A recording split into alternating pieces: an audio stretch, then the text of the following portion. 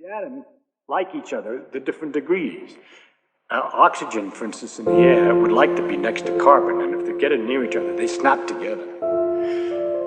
If they're not too close, though, they repel and they go apart, so they don't know that they could snap together. It's just as if you had a ball that was trying to climb a hill and there was a hole it could go into, like a volcano hole, a deep one. It's rolling along, it doesn't go down in the deep hole because if it starts to climb the hill and then rolls away again. But if you made it go fast enough, it'll fall into the hole. And so if you have something like wood in oxygen, there's carbon in the wood from the tree, and the oxygen comes and hits it, carbon, but not hard enough. It just goes away again. The air is always coming, nothing's happening. If you can get it faster, by heating it up somehow, get it started. A few of them come fast.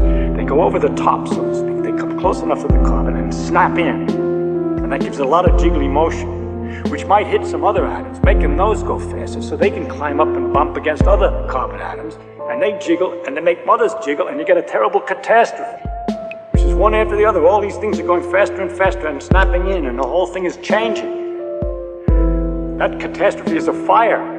It's just a way of looking at it, and these things are happening. They perpetual. Once it gets started, it keeps on going. The heat makes the other atoms capable of reaching to make more heat, to make other atoms, and so on. So this terrible snapping is producing a lot of jiggling, and if I put, with all that activity of the atoms there, and I put a cup of coffee over that massive wood that's doing this, it's going to get a lot of jiggling. So that's what the heat of the fire is. And then, of course, if you see, this is what happens when you start to think. You just go on and on. I wonder how did it get started? Why is it that the wood's been sitting around all this time with the oxygen all this time, and it didn't do this earlier or something? Where did I get this from? Well, it came from a tree, and the substance of the tree is carbon. Where did that come from? That comes from the air.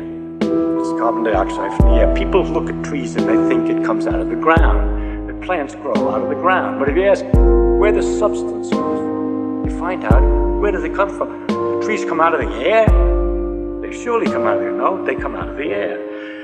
The carbon dioxide in the air goes into the tree, and it changes it, kicking out the oxygen, and pushing the oxygen away from the carbon, and leaving the carbon substance with water. Water comes out of the ground, you see. Only it had to get in there. It came out of the air, didn't it? It came down from the sky. So in fact, most of the tree, almost all of the tree, it's out of the air. There's a little bit from the ground, some minerals and so forth. Now, of course, I told you the oxygen, we know the oxygen and carbon stick together very tight. How is it the tree is so smart as to manage to take the carbon dioxide, which is the carbon and oxygen nicely combined, and undo that so easy? Life has some mysterious force. No, the sun is shining, and it's the sunlight that comes down and knocks this oxygen away from the carbon. So it takes sunlight to get the plant to work. And so the sun, all the time, is doing the work of separating the oxygen away from the carbon. The oxygen is some kind of terrible byproduct, which it spits back into the air, and leaving the carbon and water and stuff to make the substance of the tree. Then when we take the substance of the tree and stick it in the fireplace, and there's all the oxygen made by these trees, and all the carbon would be much preferred to be close together again. And once you let the heat to get it started, it continues and makes an awful lot of activity while it's going back together again. And all this nice light and everything comes out, and everything is being undone. You're going back from carbon and oxygen back to carbon dioxide. And the light and heat that's coming out, that's the light and heat of the sun that went in. So it's sort of stored sun that's coming out when you burn a log. Next question. How is it the sun is so jiggly, so hot? I gotta stop somewhere. I'll leave you something to imagine.